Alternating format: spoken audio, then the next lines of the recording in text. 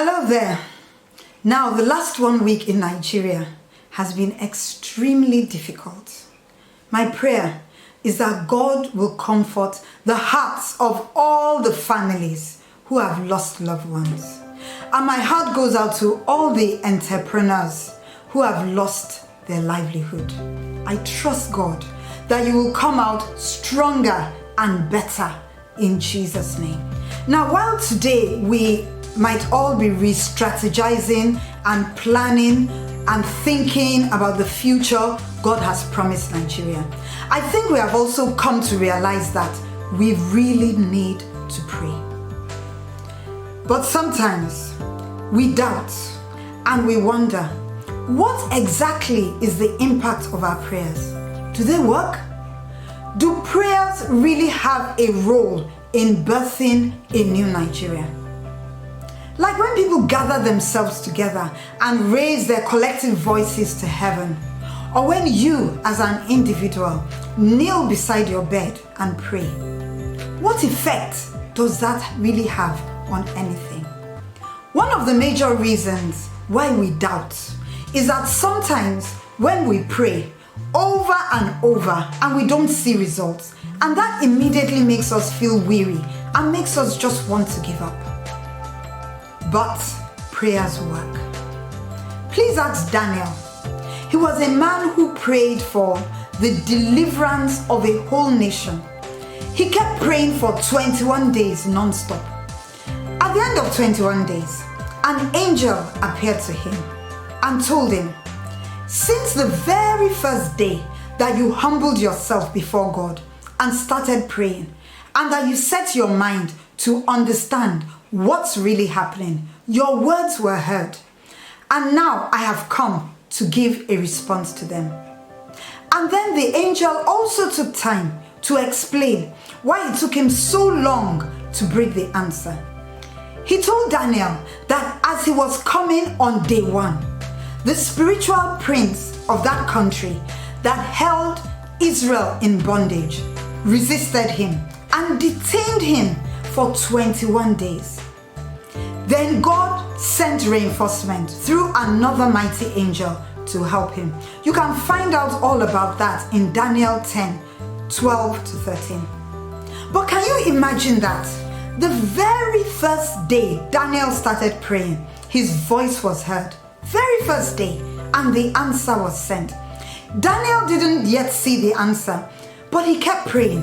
He didn't know that there was a battle going on in the heavens. He didn't know that his answer was detained, but he kept praying. And his prayers fueled the outcome of the battle in heaven. Reinforcement was sent to bring victory against the spiritual evil forces that detained the answer to Daniel's prayers. His prayers were the turning point to ensure that a whole nation was delivered from 70 years of bondage.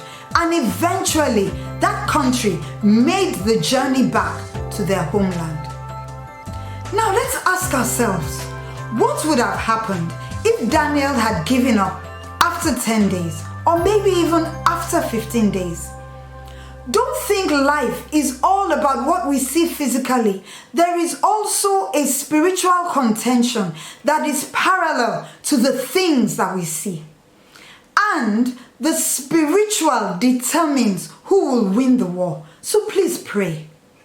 The battle cannot be won without prayers. Please pray.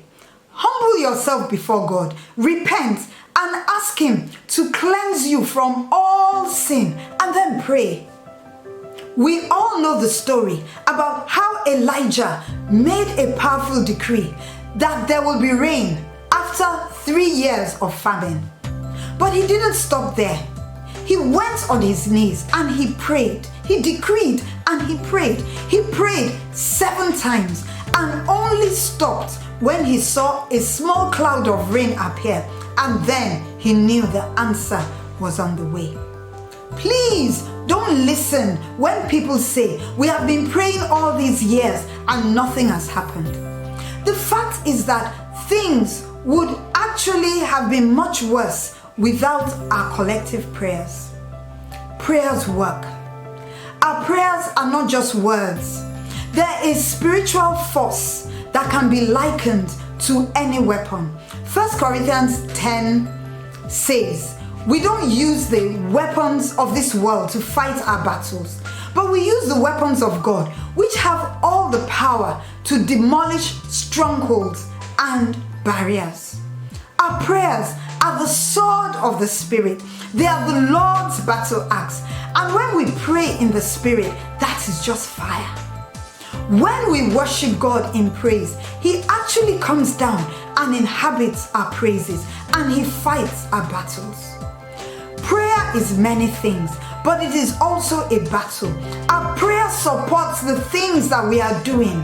Please put on the whole armor of God and pray. Pray without season. Prayers work. As we pray, things are shifting in our favor. We might not see it immediately, but things are happening step by step. Please keep praying. Don't give up. Pray for Nigeria. Pray for yourself. If you can today, please get this book called This Present Darkness by Frank Peretti. It will change your whole perspective about what you can achieve by praying for your nation. If you've read it before, this is the time to read it again. We're working, but let's also keep praying. Everywhere we are, upon the face of our nation, even when the calm comes, and I trust God that it will come soon, please keep praying. Let's push. And that means pray until something happens. God bless Nigeria. Amen.